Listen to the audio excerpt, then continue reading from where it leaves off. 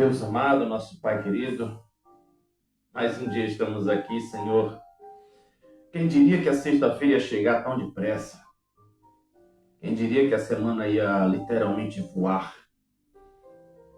Mas o que é mais importante e mais interessante é sabermos que o Senhor está conosco. O Senhor não disse, vou ali, daqui a pouco eu volto. Ou então disse, te vira aí sozinho, tá? Que eu vou dormir um pouco. Nós temos a certeza de uma coisa, meu Deus. O Senhor é onisciente, onipotente, onipresente. O Senhor não dorme, o Senhor não descansa. Nós sim é que precisamos descansar. Nós sim é que muitas vezes precisamos estar nos teus braços. Nós sim é que demonstramos sempre a nossa fraqueza, a nossa dependência deste Pai que é o Senhor. Que nós possamos aprender e entender, meu Deus, esse sentimento de que nós não devemos ser um encosto para o Senhor, mas devemos entender o quanto que é importante sentir a necessidade do teu abraço, do teu braço forte, do teu apoio, enfim, meu Deus, de tudo que acontecer, que venha da tua parte.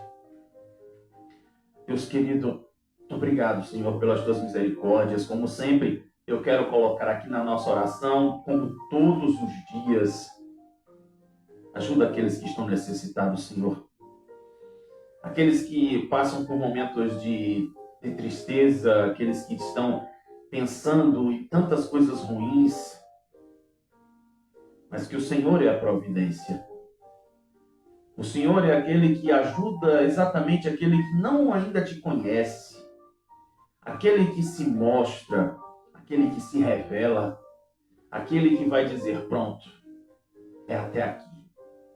Obrigado, meu Deus, por tudo isso. Nos ajuda em mais um dia, Senhor, abençoe a Rádio Garaçu e a Rádio Vitória, que as tuas mãos continuem sendo estendidas para tudo e todos, em nome de Jesus.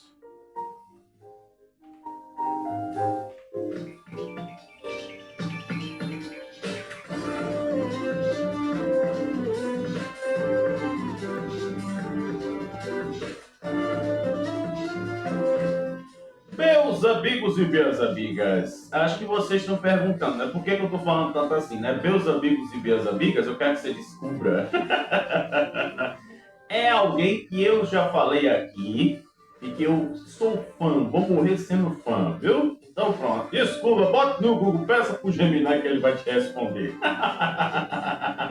Oh, meus queridos e minhas queridas, obrigado pela sua sintonia, obrigado pela nossa amizade, você que está aqui agora no Kawai, que está na nossa transmissão. Logo, logo a gente vai ter um portal novo, viu? Para transmitir o jogo com você. Isso mesmo. Você que está nas plataformas digitais, você que está na Rádio Igaraçu 87,5.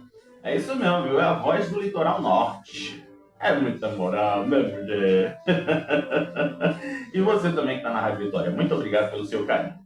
Hoje, sexta, 21 de agosto de 2026, programa de número 151. Vamos continuando a nossa série sobre as eleições. Como a gente já falou aqui, nós tivemos aí registrados no TRE 954 pedidos de candidaturas. Dessa vez hoje a gente vai saber, né, quem aí é para deputado estadual, federal, aquela coisa toda. Temos aqui 514 pedidos para deputado estadual, 388 candidatos pediram registro para federal e a maior parte está na faixa etária de 40 a 59 anos. 556 registros nessa faixa etária, né, aí de 40 a 59, né? Agora que deu para entender aqui, eu botei aqui o texto na doida, mas não fiz a concordância, me perdoe. O grupo mais numeroso é o de pessoas entre 45 e 49 anos, com 157 candidaturas. E acredite se quiser, nós temos 10 candidatos mais jovens, de 21 a 24 anos, e acredite também, temos 4 candidatos na faixa etária dos 80 anos. É isso mesmo que tu viu? Tem gente que não larga o osso não, viu? Quer continuar, bebê. Quer o quê? Hoje é aniversário de um cara que você deve se lembrar muito bem, né? O nome dele é Murilo Araújo Rosa. Seu trabalho mais recente foi na novela Beleza Fatal, fazendo o Dr. Tomás. Ele nasceu em Brasília em 21 de agosto de 1970. Tira o Araújo e fica o Murilo e o Rosa. Deu quem? Murilo Rosa, isso mesmo. Então, feliz aniversário para Murilo Rosa, feliz aniversário para você que está de idade nova hoje. Ô, Papai do Céu te abençoe, criatura, como sempre. Agora, como fica o tempo nesta sexta? Vamos saber agora.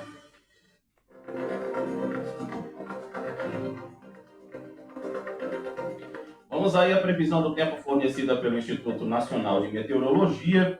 E lembrando, né, o Sol hoje nasceu mais tarde, 6h26 e se põe às 6h05. É isso mesmo que estou ouvindo, viu? O Sol hoje tá, vamos dizer assim, né, tá sextando, tá chegando tarde. Pois é, estamos na fase da Lua crescente. Agora, a umidade máxima do ar está o seguinte, 65% e a mínima de 20%. E tem uma coisa aqui que, graças a Deus, não estamos em zona de perigo, né, nem alerta. Aqui nós vamos ter aqui vamos dizer, um dia maravilhoso. Graças a Deus.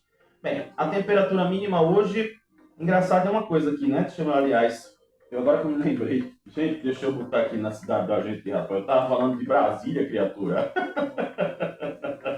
Eita, eu esqueci de colocar a previsão, agora tá certo. Mas graças a Deus, não estamos em área de alerta. E em compensação aqui, pronto. O Sol nasceu às 5h28, se põe às 5h20. Estamos na Lua crescente. A intensidade dos ventos está aí de fraco a moderado. Agora sim, viu, gente? Me desculpem. A umidade máxima do ar está em 100% e a mínima em 70%. Hoje a temperatura mínima 23 graus e a máxima de 28.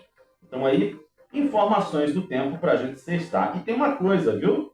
Segundo aqui a previsão, manhã, tarde e noite, possa ser que haja, vamos dizer assim, algumas chuvas. Aqui, pelo menos, pela manhã e à tarde. Mas vamos ver, né, o que vai acontecer. Algumas vezes a previsão está sendo certa, né? Mas tem outras que às vezes acontece tudo ao contrário. Então aí você já está sabendo se chove ou se não chove hoje.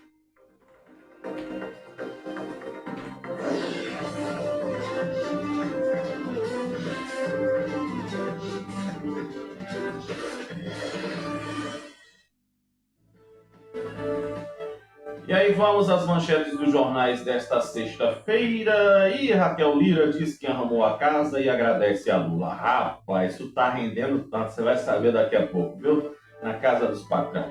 Conversa de lobista arrasta a crise do INSS para o gabinete de Lula. No Recife, ministro aponta alternativas para Pernambuco ante o tarifaço dos Estados Unidos. Pois é, né? Aí são as manchetes dos jornais que estão circulando nesta sexta-feira. Hoje é pouca manchete.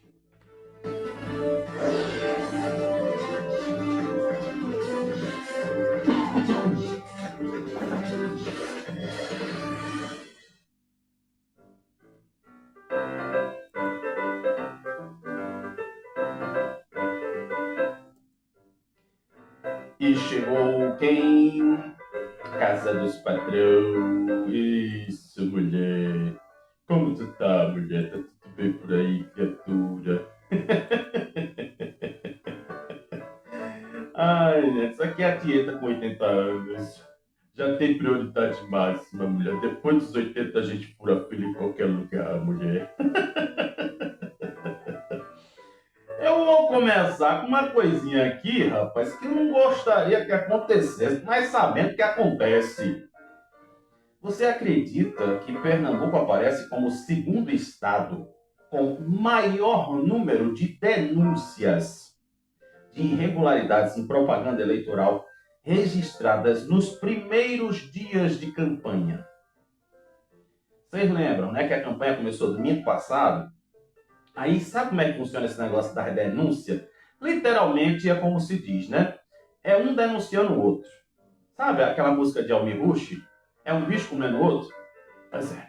Então, de acordo com dados da Justiça Eleitoral, foram contabilizados 106 ocorrências aqui por meio do aplicativo Pardal, ficando atrás de São Paulo, com 193 registros.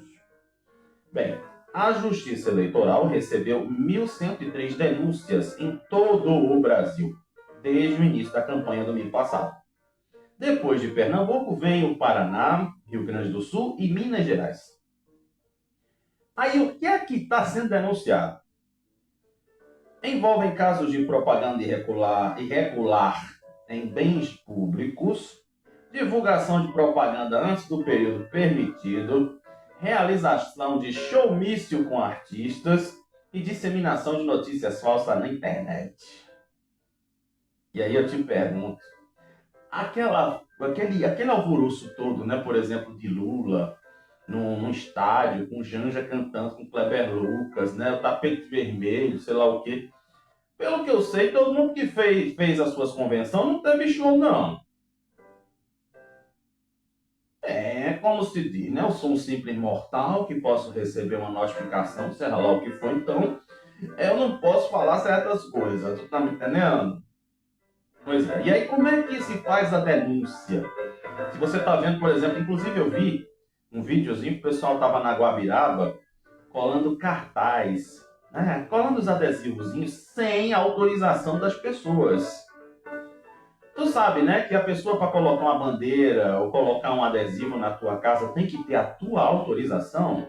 Não pode chegar metendo a mão e não, eu vou botar aqui. Nada disso, tem que ser com a sua autorização. Então, como é que funciona esse aplicativo Parlado? Para usar o sistema, o cidadão deve fazer login e senha do e-título ou do gov.br. Tu sabia, né, que praticamente todo mundo vai ter que ter conta gov.br, porque para acessar a conta de prefeitura, governo, vai resolver um negócio no Detran, vai ter que ter conta gov. E aí? Mas vamos lá, vamos continuar no negócio aqui, porque se de repente tu vê alguma coisa, tu já sabe que tu pode tranquilamente registrar. A Justiça Eleitoral informa que a identidade da pessoa que está fazendo a denúncia é mantida em sigilo. Após o envio, elas são encaminhadas aos órgãos responsáveis para fazer a apuração, e entre eles o Ministério Público Eleitoral e os juízes eleitorais. E aí, seguinte, sabe quando é que começa a propaganda de rádio e TV? A partir do dia 28 e vai até o dia 1º de outubro. Certo? Então, de 28 de agosto até 1º de outubro, literalmente um mês, você vai estar sendo, vamos dizer assim, assediado pelos candidatos no rádio e na televisão. Apesar de que, não sei se você lembra que eu falei, né, sobre a questão da divulgação dos artistas nas redes sociais, aliás, dos artistas não, dos políticos nas redes sociais. Você acredita que já apareceu para mim só porque um amigo meu segue o cara? Você acredita? Era isso que o TSE estava falando, que o Tribunal do STF também estava falando, né? Pois é. Mas eu vou dizer para você que existe uma pessoa que ressurgiu das cinzas para se pronunciar. Não foi Mendonça. Mendonça já chegou para esculhambar o negócio. Agora, alguém decide se pronunciar. Sabe de quem eu estou falando, criatura? O homem que arregala os olhos quando está com medo.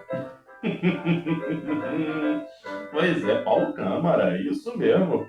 Ele sempre teve seu perfil mais técnico, realçado pelos próprios aliados, e desde que assumiu a presidência do Banco do Nordeste, ele tá lá fazendo as coisas dele, né? Ele não é daquele que vai fazer live, vai fazer sei lá o quê, para dizer, gente, olha, eu estou aqui no banco fazendo isso e isso para desenvolvimento do Nordeste, dos pernambucanos. Não. Ele tá na dele. Mas de tanto se falar do que está acontecendo, né, do que Kekel está repetidamente falando, eu acho que o pessoal disse assim, vai lá, Paulo, fala. Vai dizer que o negócio tá certo, que tá tudo direito, porque senão vai lascar de onde? Aí, ele está disposto a solicitar um direito de resposta e, se for preciso, para defender o legado da sua gestão. Tu sabe quem foi que botou Paulo Câmara lá, né? Para ser candidato a presidente e depois viu o que aconteceu com o cara? Pois é. Então, ele não está alheio ao debate que vem se desenrolando em torno da disputa pelo governo. E internamente já sinalizou que vai acionar seu corpo jurídico solicitando direito de resposta sempre que se referirem à sua gestão utilizando informações verídicas. Aí, o que acontece? Paulo Câmara providenciou um levantamento, incluindo um retrato do quadro de quando recebeu o governo de João Lira Neto e de como entregou a administração estadual à sua sucessora, Raquel Lira. O movimento é motivado por abordagens que vêm sendo feitas por ela relativas a várias áreas do governo no comparativo com o seu antecessor. Você está me compreendendo? É algo que está já chegando num ponto de uma calúnia, de uma injúria, de uma difamação que realmente precisa ser esclarecido pelos entes participantes, pelos entes envolvidos. Sai dele, Collor! E ainda tem, viu? Ainda tem, terminou não. Além das contas públicas, há um sentimento assim de que o setor da segurança existe uma tentativa aí de apagar ações dos anos anteriores. Ou seja, assim, né? Pelo que eles estão colocando, assim, que está se entendendo, é aquela coisa do tipo, não aconteceu nada de bom, o Estado está uma desgraça e assim foi, né? Mas, bem, já tem outro fator. Na esteira, tem aí contabilizado o fato de o Tribunal de Contas do Estado e a Assembleia Legislativa terem aprovado as contas dos 8 anos do governo de Paulo Câmara, atestando que ele finalizou o mandato com um superávit. Lembra que eu já expliquei para você o que é déficit superávit? Pronto, beleza, né? Quer que eu relembre de novo? Ou seja, o Estado foi entregue com lucro de mais de 4 bilhões de reais. 4 bilhões de reais. Aí agora, né, vamos ver. Será que a Kel será impedida de citar, né, esse episódio? Como é que vai ser as cenas dos próximos capítulos? Rapaz, e agora tem uma outra situação aqui totalmente desagradável, né? Estão querendo aí fazer o impeachment de Priscila, rapaz. Oh, meu Deus do céu, eu nem lavei minha mão, Jesus. Aqui, ó, foi essa mão aqui, ó, pra tu que tá assistindo, ó, foi a minha mão direita. Ela apertou minha mão, falou comigo. Pense, até eu não lavei minha mão. Mas estão protocolando aí um pedido de impeachment de Priscila Krause. Sabe quem é que está fazendo isso? Pois é. Protocolaram nesta quarta, anteontem, ou dizia minha avó, né, antonte, os deputados estaduais Rodrigo Farias, Romero Albuquerque e Sileno Guedes. E exatamente eles fizeram aí, né, esse pedido contra a vice-governadora e a secretária estadual de saúde, Zilda Cavalcante. Ih, rapaz, pensa no B.O. A representação aponta possíveis crimes de responsabilidade, atos lesivos ao patrimônio público e supostas irregularidades na aplicação de recursos públicos. Um dos pontos centrais dessa solicitação é a relação entre Priscila Krause e a Casa de Saúde e Maternidade Nossa Senhora do Perpétuo Socorro Limitada. Segundo eles, o principal sócio e administrador da unidade é o esposo dela, Jorge Branco. Para os deputados, a relação deve ser investigada diante da possibilidade de conflito de interesses. Aí, tem um outro negócio aqui, viu? De acordo com a representação, durante os períodos em que Priscila assumiu interinamente o governo, entre 24 e 25, foram autorizados cerca de 200 milhões de reais no orçamento, que, segundo eles, também alcançaram a unidade de saúde administrada pelo esposo dela. Aí, o negócio não para. Os deputados também afirmam que o pedido de impeachment tem como base o resultado de uma auditoria do Departamento Nacional de Saúde, do DENASUS, órgão vinculado ao Ministério da Saúde, e sobre serviços de oncologia, UTI e hemodiálise contratados pela Secretaria Estadual de Saúde. Tem mais. O relatório do DENASUS divulgaram na última semana, que 55 milhões de reais em recursos federais foram repassados pelo Fundo Nacional de Saúde entre janeiro de 2023 a julho de 2025 para serviços de média e alta complexidade prestados pela entidade do esposo da vice-governadora. Entre os problemas identificados estão inconsistência na prestação de serviços oncológicos, UTI e hemodiálise. A Secretaria de Saúde informou após a divulgação desse relatório que pretende recorrer à Justiça e pedir a revisão das conclusões da auditoria. Na área de oncologia, o DENASUS analisou 60 autorizações de internação e apontou que 33 apresentavam cobranças incompatíveis. E aí, em relação à UTI, a auditoria apontou divergências entre a quantidade de leitos informada pela unidade e os registros usados na análise. E aí o governo se defende.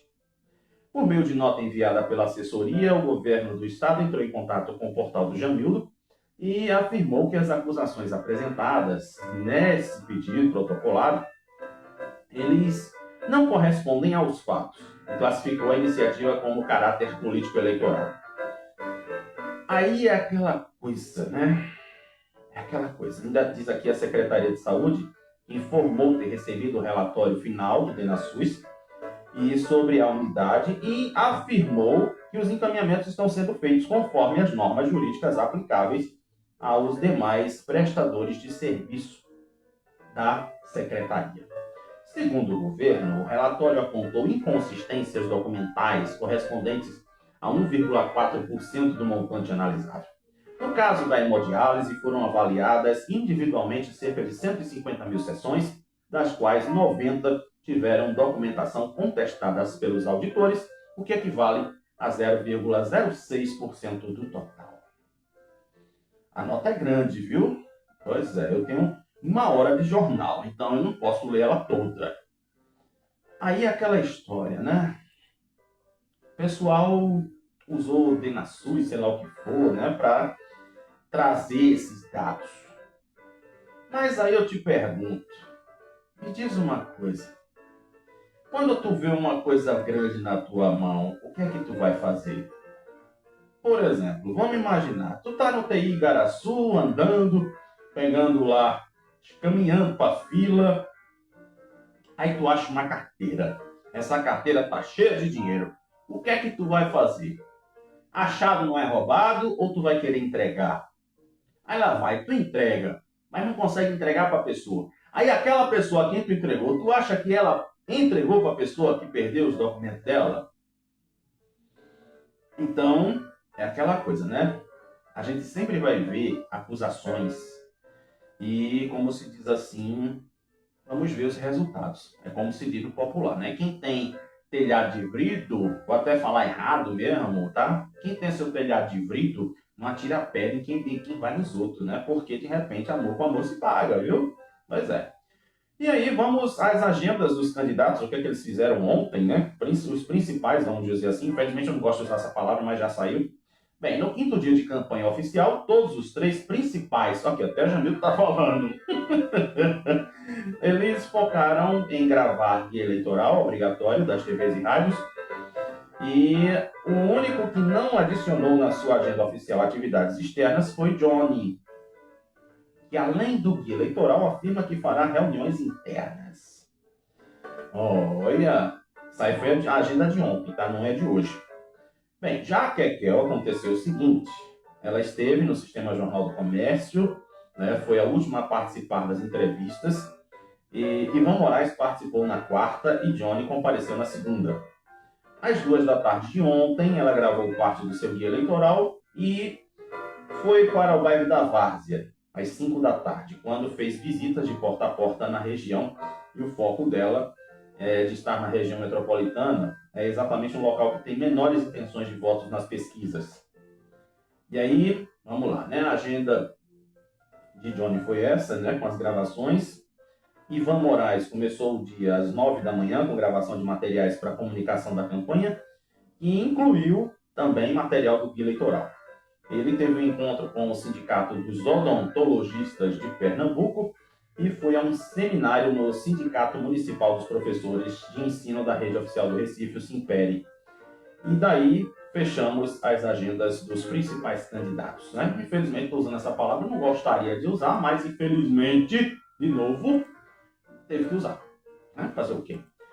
Bem, os outros candidatos não tivemos agendas aqui divulgadas, então a gente também não vai divulgar, tá? Respeitando a lei eleitoral como sempre. E aqui, para fechar, Humberto Costa diz que vinda de Lula, Pernambuco depende da coordenação da campanha dele. E aí, será que eu vou para Pernambuco, companheiro? Eu tenho que ir para minha terra. É porque o problema é que ela vai chegar junto de mim, eu não posso abraçar ela porque eu estou exclusivo de Jocampo. Tu tá me entendendo, né? Rapaz, será que isso vai acontecer? Façam suas apostas, meus amigos e minhas amigas. O deficiente é nosso irmão. Vamos agora fazer o show de calouros do programa Val Barques. Eita, entreguei. Pois é, então, Humberto Costa afirmou anteontem, em reunião com a imprensa, né, fez um almoço aí com o pessoal das comunicação, que uma eventual vinda de Lula para Pernambuco depende nada mais, nada menos que a sua coordenação de campanha presidencial. A declaração aconteceu durante o lançamento da plataforma digital que reúne investimentos destinados pelo parlamentar ao Estado. Estou gostando de ver Humberto Costa. Inclusive, vou dizer uma coisa para vocês. Eu gosto muito de um jornalista chamado Valdir Bezerra, parece que é parente meu também, né? Mas nós já trabalhamos literalmente na mesma rádio, que era a Rádio Capibaribe, a nossa saudosa Capibaribe, e ele usou suas redes sociais para declarar seu voto. Não falou o nome, mas ele disse, né? Deixou todas as características. Eu preciso falar para vocês, para poder fechar aqui hoje, uma coisa muito importante. Não serei eu que vou estar aqui influenciando o voto de ninguém. Eu preciso deixar isso bem claro, porque estamos aí em observância à lei eleitoral e não seremos nós que vamos estar aqui incitando você, usando mensagem subliminar para dizer em quem você tem que votar. Eu não tenho, infelizmente, esse poder. Nem quero ter, tá? Então fica claro que quando eu faço aqui a Casa dos Patrão, quando eu falo de Lula, de Johnny, de Kekel, de seja lá quem for, eu não quero influenciar no seu voto. Não posso influenciar o seu voto, inclusive, sabe? Porque eu acho assim, você é quem precisa decidir. Eu apenas coloco os fatos. E você é quem vai escolher quem você acha que merece o seu voto. Simples assim, tá? Então, vamos fechando a Casa dos Patrão, esclarecendo o que tinha de esclarecer e agora vamos olhar para a nossa cidade.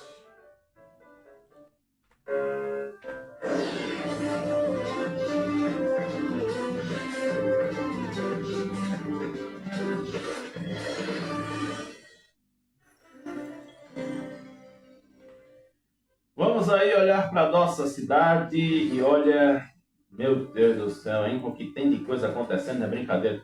Jesus amado, eu vou dizer, meu Deus, tá complicado subir para Igaraçu, meu Deus do céu. Ai, Jesus, eu não sei.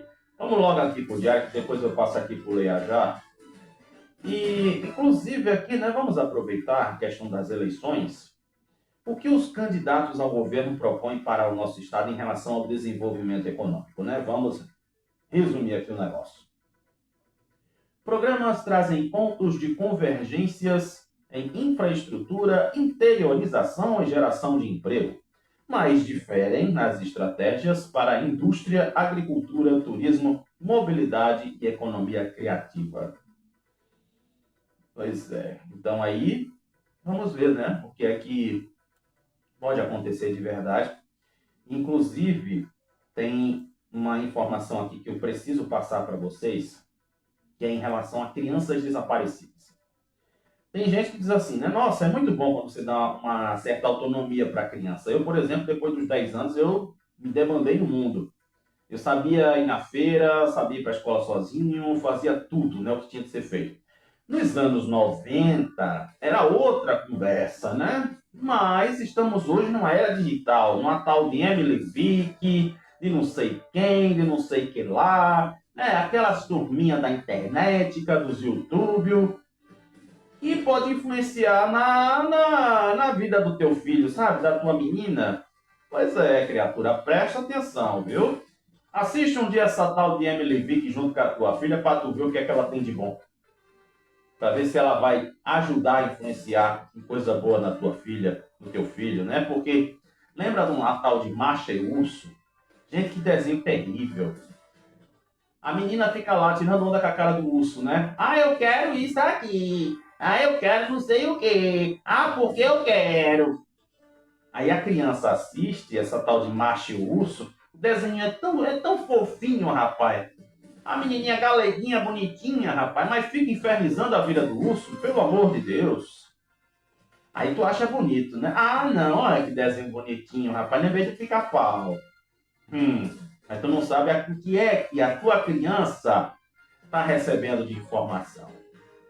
Que vai influenciar na vida dela. Pois é. Pernambuco registrou 27 casos de desaparecimento de crianças nos 7 primeiros meses deste ano. Os dados foram divulgados pela Secretaria de Defesa Social. O número representa uma média de 3 casos por mês. Gostaríamos que fosse zerado, né? Mas quem sabe, depois da divulgação, ajude a reduzir esses números. Ou aproximadamente um desaparecimento a cada 8 dias.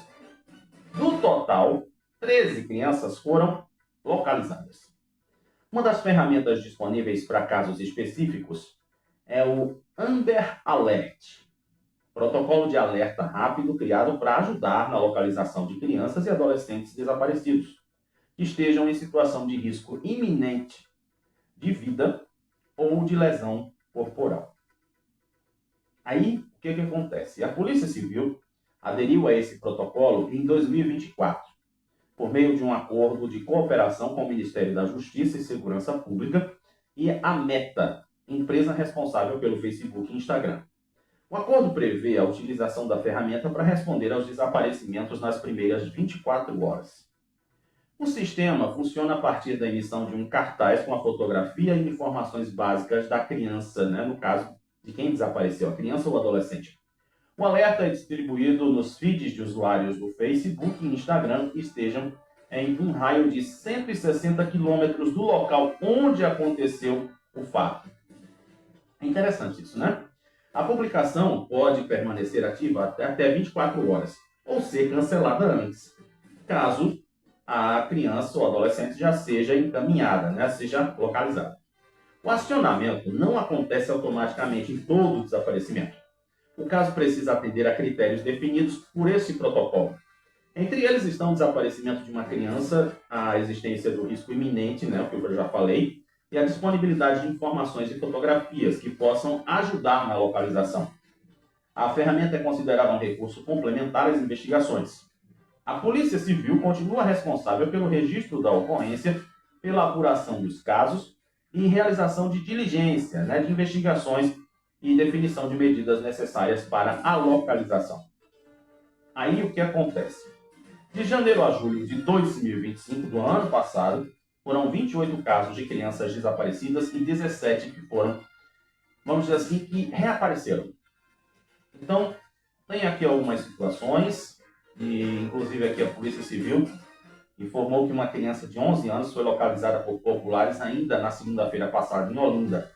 As buscas foram iniciadas imediatamente após o registro do boletim de ocorrência na tarde da segunda e foi na Delegacia de Crimes contra a Criança e Adolescente, né, no caso a DPCA, de Paulista. E a Polícia Militar também esteve no local e permaneceu com a criança até a chegada dos seus familiares. Ou seja, né, estavam escoltando uma criança. E dentro desse departamento, né, de polícia, o setor de desaparecidos reúne informações, realiza diligências e articula recursos para auxiliar na localização de pessoas. Até, inclusive, tem uma informação que aqui, ó, exatamente, eu ia falar sobre isso. A orientação da polícia que o desaparecimento seja comunicado imediatamente. Se você sentiu, nossa, cadê meu menino? Ele sumiu, não voltou mais. Então você já pode acionar a polícia. Não precisa esperar 24 horas como antes.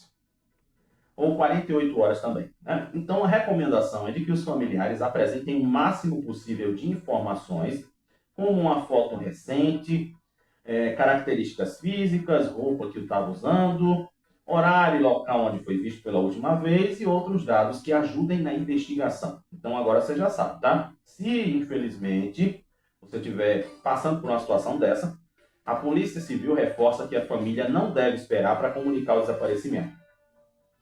Aí o que acontece? Existe uma lei federal que estabelece a Política Nacional de Busca de Pessoas Desaparecidas e considera a pessoa cujo paradeiro seja desconhecido, independentemente da causa, até que seja localizada ou identificada. Nos casos em que houver possibilidade de acionamento do protocolo, aquele que eu falei no começo, também são avaliados caráter recente e não voluntário de desaparecimento, situação de risco, né? Aquela história que eu falei, e também aqui a autorização dos responsáveis para a divulgação da imagem. Então aí eu vou dizer para você que muitas vezes uma criança ou um adolescente ela desaparece por conta até de relacionamento familiar. Sabe aquela coisa do tipo assim, meu pai é muito mal, porque não sei quem, porque isso, porque aquilo, sabe? Aí a criancinha que não teve uma educação adequada, sabe? Aí ela pega e vai embora, foge de casa, porque ela acha que na rua vai encontrar as Emily Vick dela. Tá me entendendo? E daí o que acontece? Ela não tem para onde ir.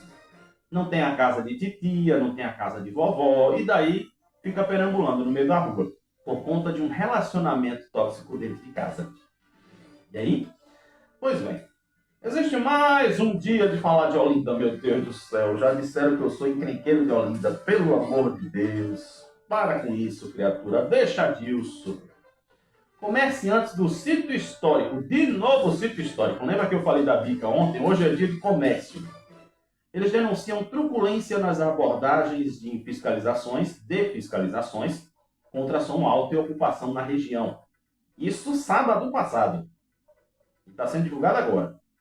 O Tribunal de Contas de Pernambuco emitiu no dia 11 de agosto uma determinação para que a Prefeitura adotasse. Lembra que eu falei?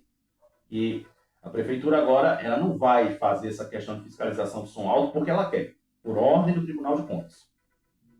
Segundo relatos ouvidos pelo Diário, a Prefeitura avisou sobre as fiscalizações por meio de um informativo distribuídos aos proprietários na sexta-feira. A equipe de reportagem teve acesso ao material e nele a gestão estadual, no caso, né? Não, acho que é a gestão municipal, né? Que aí é o governo do estado, está se dizendo aqui, mas é a Prefeitura. Informa que a medida ela tinha o objetivo de dar ciência sobre as determinações do Tribunal de Contas e orientar os estabelecimentos quanto ao cumprimento de legislação. Além disso, foi destacado que a medida não determina fechamento imediato destes estabelecimentos, e sim o cumprimento de normas vigentes. Aí aqui tem alguns relatos. Vamos ler um só. Todas as pessoas que compartilharam informações preferiram ter a identidade preservada por medo de retaliação. Dessa forma, os nomes serão apenas ilustrativos. Aí vamos aqui para um dos. Chegaram de maneira bem ruim, porque respeitamos as regras. A música ao vivo terminou às 10. Na hora em que chegaram, havia um volume bem baixo, tipo um som ambiente. Aí entraram 15, 20 policiais, ficaram no meio do estabelecimento e pediram para anunciar que o evento estaria cancelado e que todo mundo tinha que sair na hora. Disse uma das pessoas que tem comércio lá por um ano. Ele comentou ainda que todas as atividades eram dentro do bar, sem mesas ou cadeiras do lado de fora. A programação seguiria até depois da meia-noite, mas acabou antes do previsto, assustando os clientes e causando prejuízo com o encerramento antecipado. E ele ainda disse que foi multado em R$20 mil. Rapaz, eu não sei não. Imagina se eu for ler aqui o restante das falas do povo, né? Aí tem até morador aqui falando e outras coisinhas aqui que aconteceram. Mas bem, a Prefeitura de Olinda ainda não se manifestou sobre o caso.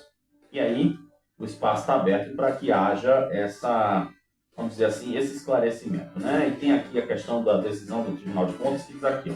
O Tribunal de Contas afirma que a falta de fiscalização mais efetiva contribui para transformar a área histórica em um ambiente hostil à moradia, com insegurança, acúmulo de lixo, uso irregular de espaço público e um processo de gentrificação.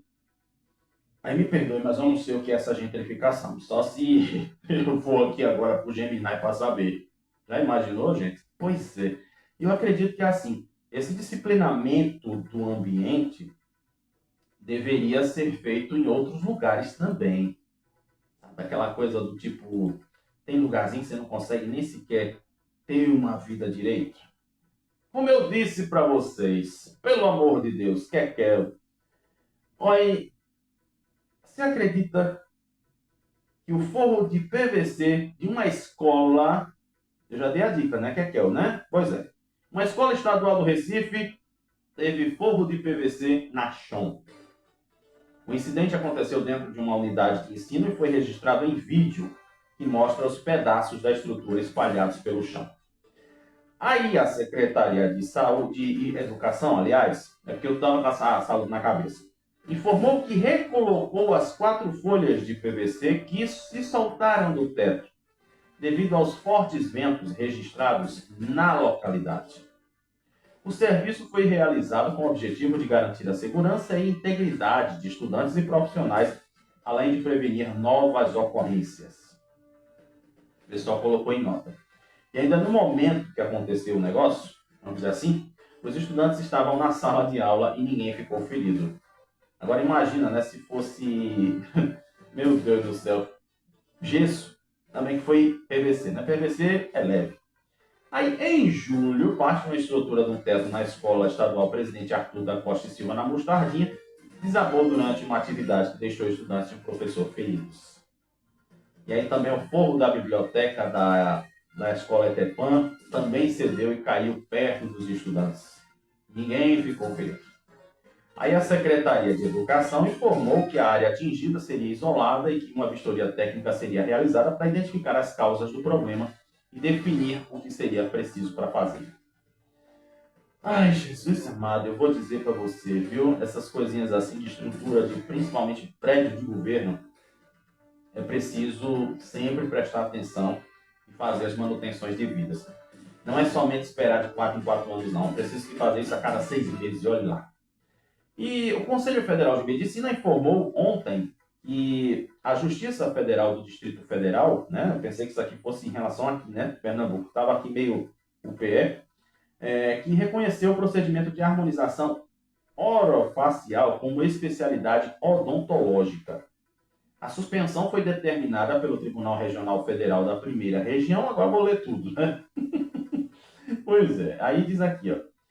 Conforme decisão, os conselhos profissionais não podem ampliar por meio de resoluções as condições para o exercício das profissões.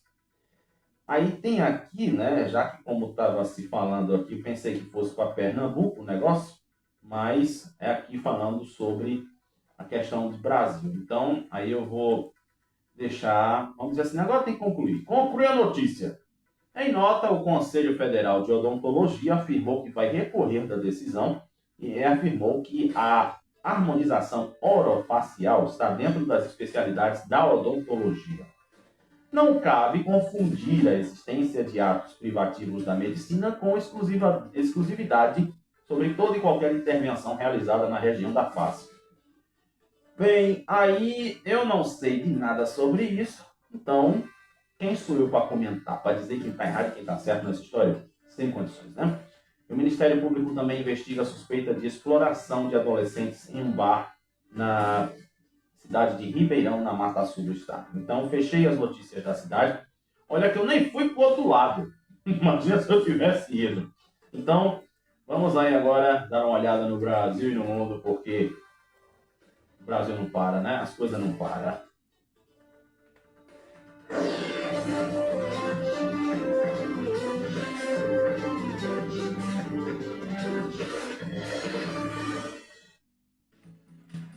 Pois é, então vamos aí agora ao giro pelo Brasil e o mundo. E vamos começar pelo meu Titio, que saudade de Titio, rapaz, Javier Milei, o que tem de Javier por aí não é brincadeira, né? Minha mãe, meu tio, ele fecha, laca tudo. Ai, meu Deus do céu. Hoje ele tá sem acho que tá sem. O presidente da Argentina, meu tio Javier Milei. Pois é, eu tenho um tio presidente da Argentina e uma prima presa, né, que é Deolane. Ele fez uma série de declarações ontem defendendo a política econômica de seu governo. A discussão, aliás, em discurso no evento sobre a questão de Concílio das Américas, ele apontou para os dados de inflação mais recentes, além de naturalizar o fechamento de empresas no país, argumentando ser parte do funcionamento de mercado. Aí ele diz aqui, né? Goste a mídia ou não, os economistas e outros, se vocês analisarem minhas declarações, sempre disse a mesma coisa sobre a inflação no atacado. E no varejo sai quanto, hein? A inflação, não em agosto, mas em julho, começou em 0 e chegou a 0,8. Eita! Assim como empresas surgem, empresas desaparecem, e é um fenômeno natural, pois os recursos são realocados devido à mudança das condições econômicas. Nem tudo precisa acontecer no mesmo ritmo. Não funciona assim, ele disse. Bem, para ele, o processo de crescimento econômico deve ser harmonioso, com certeza. Tem que ser harmonioso. Se tiver confusão, meu filho, vai acabar igual o Irã e os Estados Unidos, né? Vai ser entre tapas e beijos. Pronto. É onde desejo, paixão e loucura. Quer que eu complete o resto da música? Não, né? Isso. No entanto, ele observou que como houve restrições à economia anteriormente, devido a medidas tomadas por governos, né, que foram seus antecessores, agora o processo de abertura está sendo tomado de forma, vamos dizer assim, mais séria, já que a economia da Argentina foi caracterizada pelos últimos 100 anos, a nossa administração, como um país de declínio. Então, parece que as ferramentas devem estar bastante enferrujadas, ele disse, criticando a economia local lá da Argentina. Pois é, né, rapaz? Ainda diz aqui, ó. Ao mesmo tempo, a Bloomberg destacou hoje que depósitos a prazo em pesos, né, é a moeda lá da Argentina, incluindo pessoas físicas e empresas, apresentam um crescimento de 45% em relação ao ano anterior, enquanto que depósitos em dólares atingiram um nível mais alto desde 2001. Ambas as categorias superam a inflação anual de 34%. Ou seja, né, meu tio está tentando ajeitar as coisas e a gente sabe que o negócio é complicado, né? Meu Deus do céu. Aí siga o exemplo de Humberto Costa, faça a sua parte. Pois é, não tem que atrapalhar o negócio que está rolando por aí, né? A gente tem que se unir para que uma nação cresça e não que ela desabe. Vou dizer para vocês, meus amigos e minhas amigas, tivemos terremoto na Venezuela, na Colômbia e agora foi no Peru. Meu Deus do céu. O que é que está acontecendo na nossa América Latina? Um forte terremoto de magnitude 7,2 foi registrado ontem à tarde na região de Ayacucho, no sul do Peru, segundo relatórios oficiais do Instituto Geofísico do país. E, até o momento, órgãos de respostas e as instituições de gestão de risco não relataram a questão de prejuízos a nível de pessoas e também ou danos materiais significativos.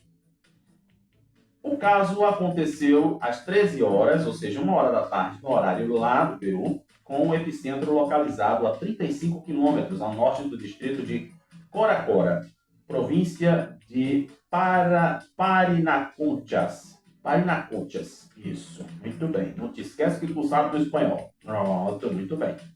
O tremor de terra durou cerca de 1 minuto e foi sentido em várias regiões, inclusive na capital, em Lima. O relatório técnico do Instituto detalha que o tremor teve uma profundidade de 108 quilômetros, sendo classificado como um evento de foco intermediário. Devido a essa profundidade, as ondas sísmicas se propagaram, eu já ia dizer prolongaram, né? Se propagaram, ou seja, né, não ficaram numa região só, foram para outras.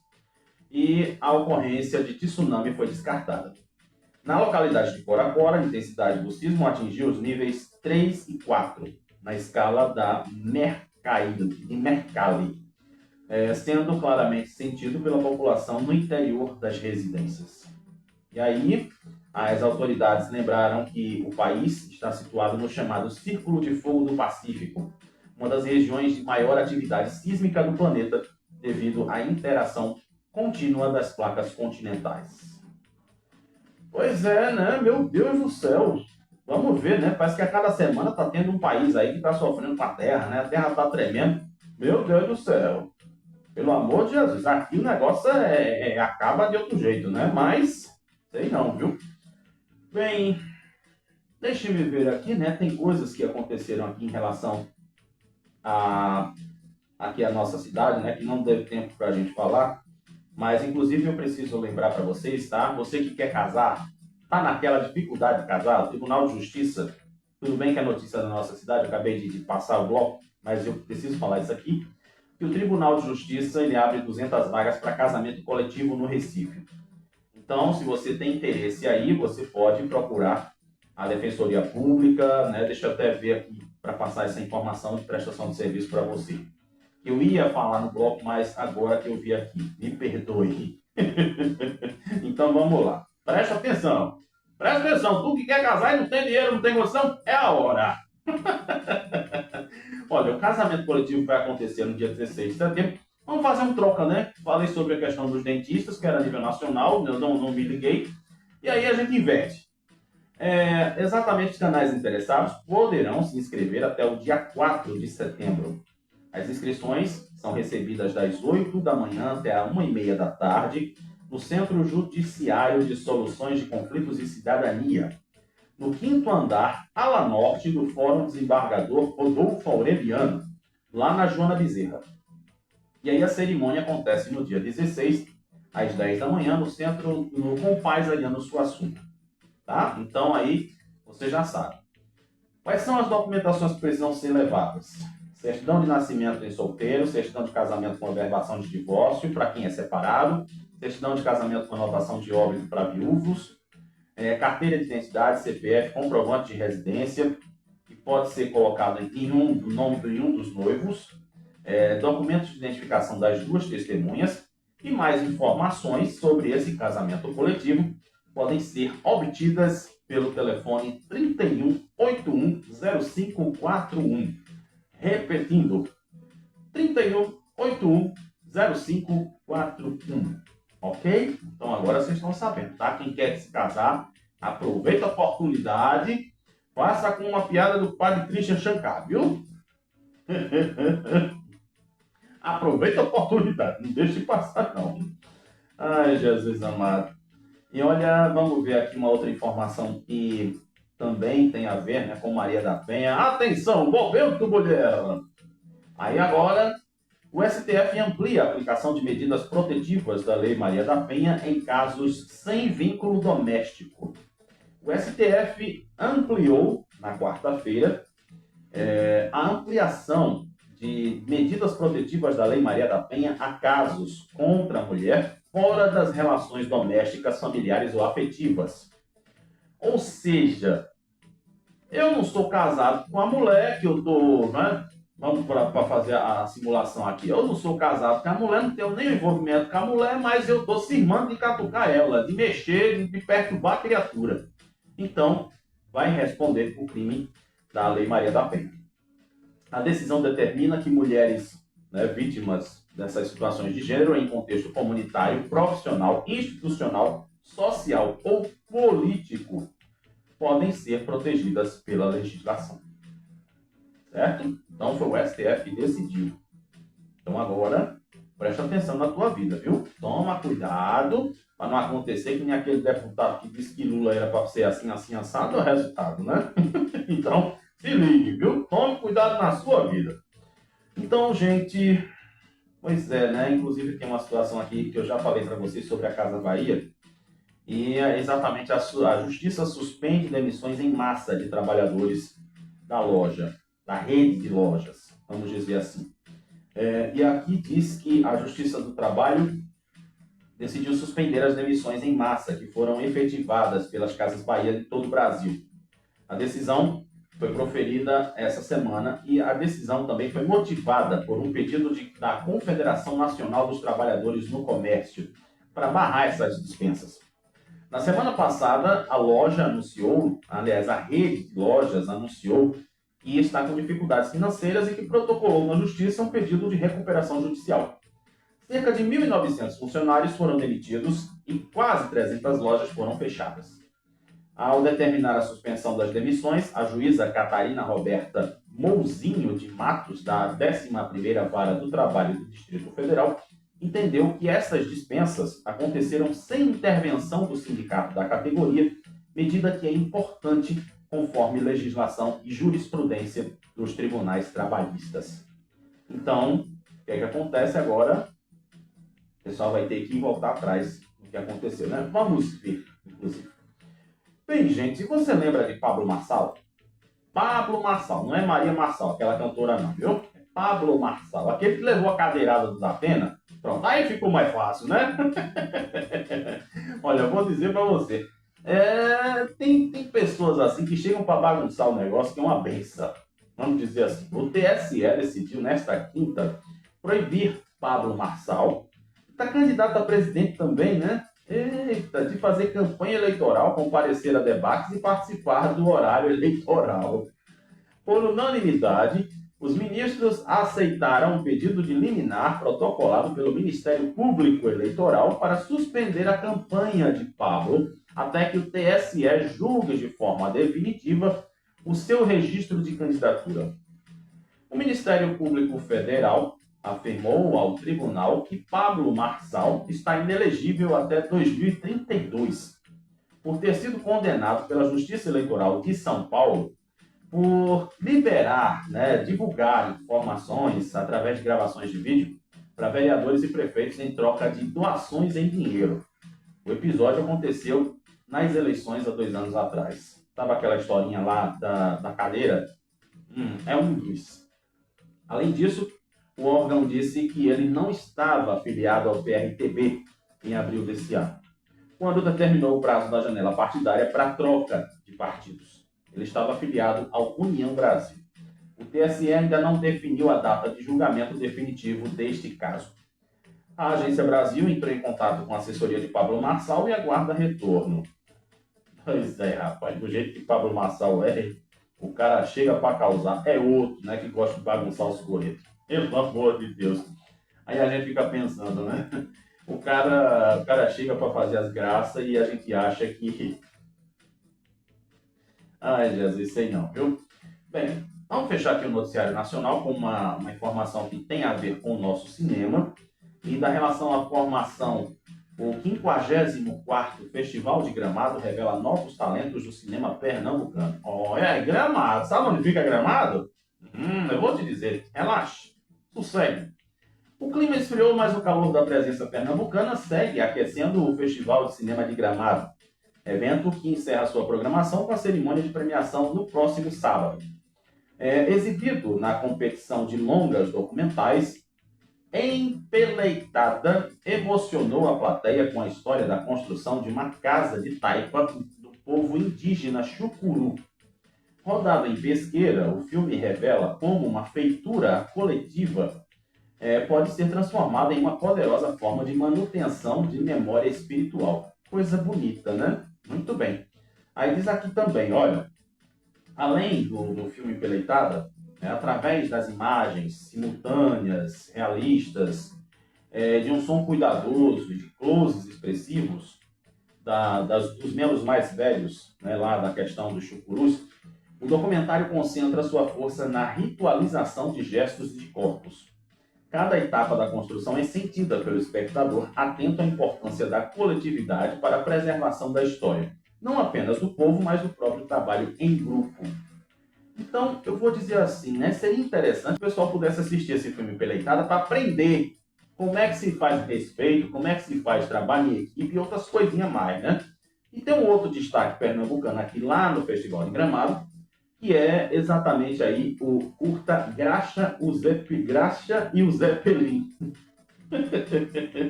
Pois é, dirigido por Camilo Soares, que mescla distintos formatos e atravessa vários momentos do cinema, desde o início até o futurismo, para contar a história do músico protagonista e reflete com os moradores do Recife sobre vários assuntos a partir da ideia do verdadeiro progresso.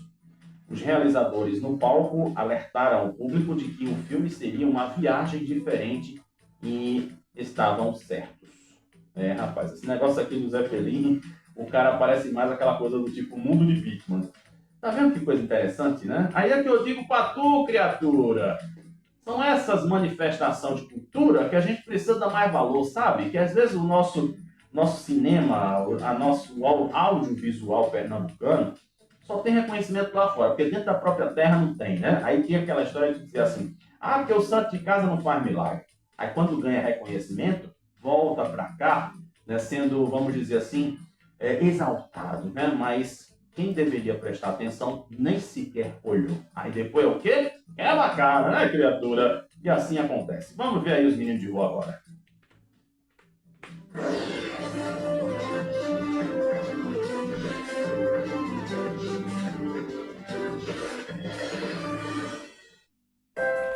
Pois é, vamos ver o que está acontecendo entre Náutico Esporte e Santa Cruz. Ai, Jesus. Roberto, Quirino e mais. Santa Cruz reencontra velhos conhecidos contra o Caxias. Rapaz, mais uma rodada da Série C. Vamos ver como é que vai ficar, né? O que é que eu vou te dizer na segunda-feira? O Sport segue na sexta posição, mas precisa secar rivais no fechamento da rodada para se manter. Já no Náutico, o Léo Índio destaca ambiente positivo no Timbu e projeta evolução na Série B. Pois é, meu querido, é aquela história, né? Vamos ver como é que está, como eu vou dizer, pela milionésima vez. Será que o pessoal está bem lá dentro ou não? Se estiver bem, com certeza a gente tem resultado positivo na segunda-feira.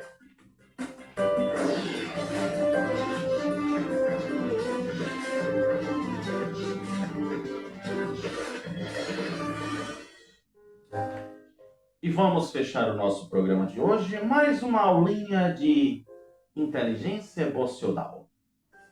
Você sabe, vamos dizer assim, discernir quem é uma pessoa falsa? Você consegue identificar quem é a falciane da vez? Vamos lá. As pessoas falsas, elas costumam apresentar comportamentos friamente calculados e também incoerentes. Como é que é isso, Paulo? Eu te explico. Relaxa que eu te explico. Elas mudam de postura para ter vantagens.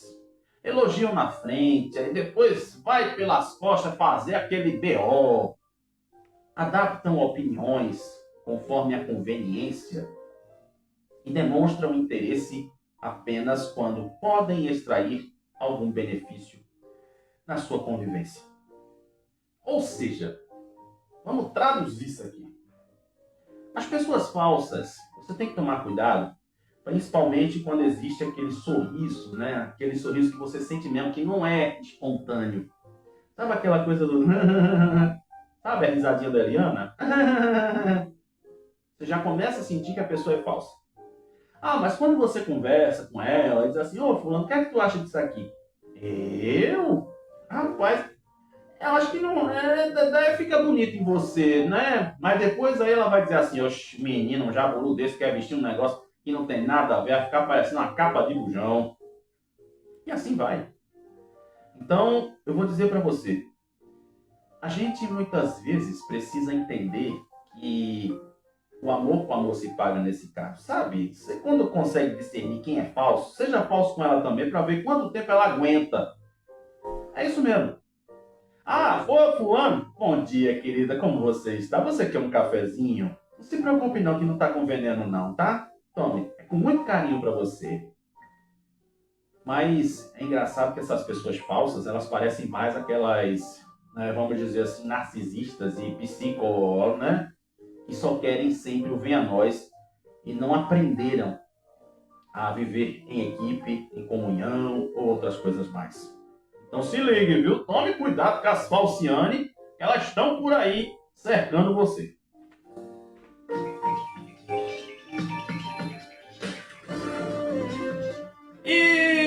deixando de lado as falciane, obrigado pelo seu carinho, obrigado pela nossa amizade. E aí, cuidado, viu? Que hoje é sexta, né? Então, cuidado para não virar manchete no fim de semana, hein? Segunda-feira a gente se fala na perdição de Papai do Céu. Cheiro.